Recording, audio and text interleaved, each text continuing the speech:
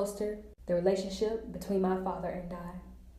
When I was 5 years old, before my father went to war, he would spend most of his days teaching me how to build paper airplanes. This may sound boring to most people, but I enjoyed this time in my life. After building the paper airplanes, he would make me some tea and tell me stories about how he rescued his Air Force buddies from a plane crash. His stories sounded fabricated and outrageous, but I was 5 years old and believed everything because the world was so innocent. When I was 15 years old, my father finally was discharged from the military. I expected him to be the same person he was when I was 5. However, war changes a person. My mother says that my father has this thing called PTSD, due to seeing his buddies die in war. Then he fell into a deep depression and began drinking when he lost his leg in battle. I felt sorry for my father. I once viewed him as a strong man who could chop down a tree for firewood. Now it seems that I have to be strong for him.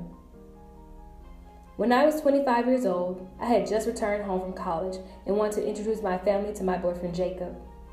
My mother said my father made some progress in his recovery. At first, I didn't want to believe my mother because of what my father took me through in the last 10 years. However, deep inside, I still had hope. As Jacob and I walked through the doors of my parents' home, I saw my father do something that he hadn't done in a long time. He smiled.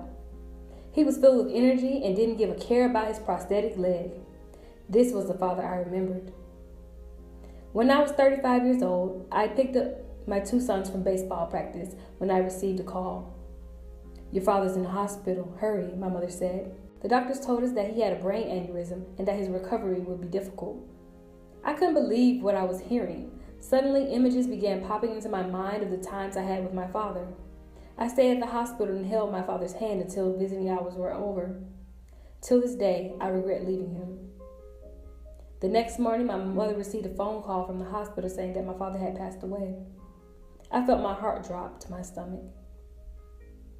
My relationship with my father, just like many relationships between fathers and daughters, mimicked a roller coaster. We experienced the highs and we experienced the lows. We smiled during the good moments, cried, and even yelled through the bad. Although roller coasters are unpredictable, experiencing them is just a part of life. And when that roller coaster ends, you'll realize how much it really meant to you.